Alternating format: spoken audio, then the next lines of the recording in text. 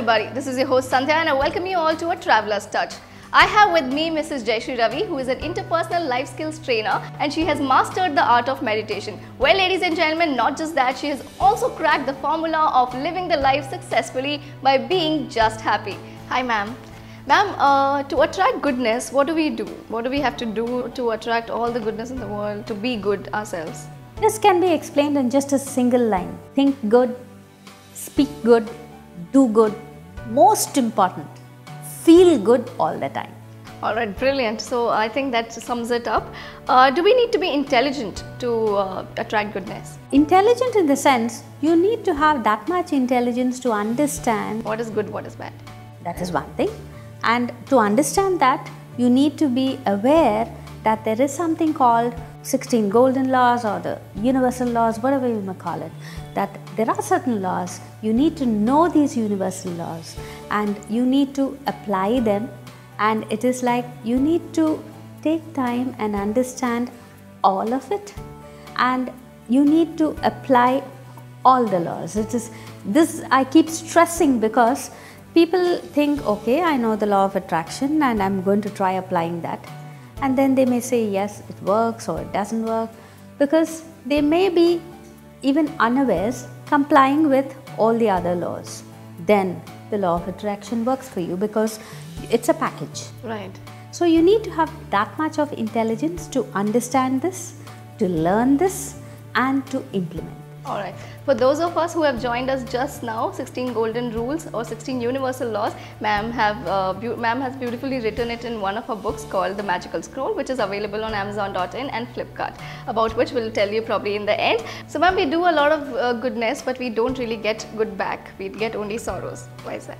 Say you're running a business, then what happens? The intention of running any business is to get net profits, Right. which means your incomes has to be more than your expenses. So you feel that you have done a lot of good. But what happens is your expenditure is more than your income, and that is when you incur a loss. Right. So you need to ensure that you need more of good, because when you do or sow the wrong seeds, which could be a wrong seed of thought, word or deed, it need not necessarily be doing something wrong always means it harms someone. It's not that. Sometimes even you have some doubts or fears that doesn't harm anybody, but at the same time it is not going to do you any good. So you have to ensure that what you do is the goodness that you sow is definitely much more than this, to enjoy or to even feel the goodness that you're having. So what happens is, when I say net profits, it's easier for you to understand, because you may get some profits and you may feel, okay, now I've been working so much for this year, definitely I deserve to have more. That means you're enjoying some goodness, but you feel that's not enough, I should have got something more. Then just believe that you deserve it, believe that you will have it, expect it to happen, expect more goodness in your life and enjoy it. Right. Right? And there's yet one more thing. There'll be people who have all the goodness, but they are still not able to feel happy about it or enjoy it. And this happens when I've made some profits in my business. Now there's another person who's running another business, and it looks like he's making more profits. And somehow it gives me a feeling of jealousy. So it is these people who have all the goodness that they can enjoy, but at the same time, because of the negative emotions, they are not able to enjoy the actual goodness that they already have. Okay, and what about the neighbors who are not happy of your net profit?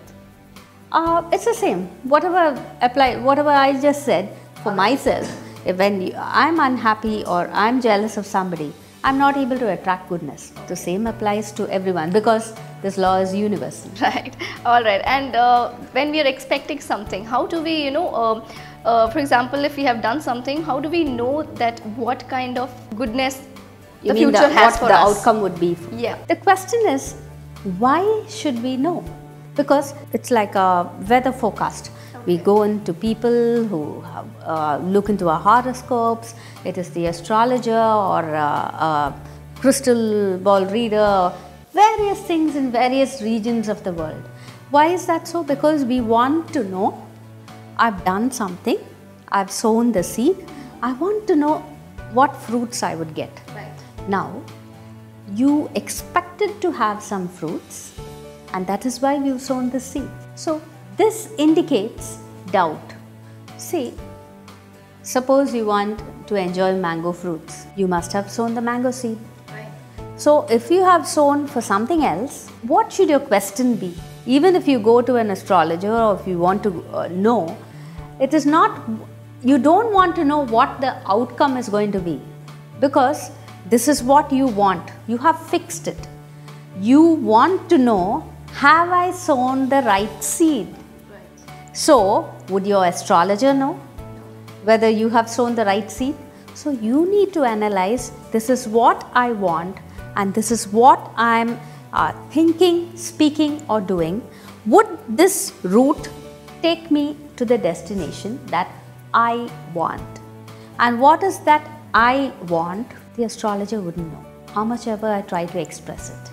Only I know why I want to go to that destination and what is that destination. All starts off with the belief system. So how do you strengthen your belief system is the question. So how do you strengthen your belief system? You need to remove all your negative emotions of fear, doubt, worry, anxiety. And how do you remove that? And that can be removed simply with meditation. And meditation, time and again we've been explaining, it's something very simple. Just feel happy and grateful and focus on your heart chakra, which is the seat of your soul. And that again gives you, removes all the negative emotions, and it strengthens your shield, which protects you from harm which anybody else also could be directing against you. So what happens when no harm can reach you and you have no negative emotions? You're able to attract goodness. So when I'm able to enjoy and attract goodness without interruption, naturally my belief system is strengthened. Thank you so much, ma'am, for answering all my questions so patiently. So friends, whatever questions you have, you can also post it as comments right below this video. Please subscribe to our YouTube channel to stay connected to some interesting tips from Mrs. Jeyasreeravi.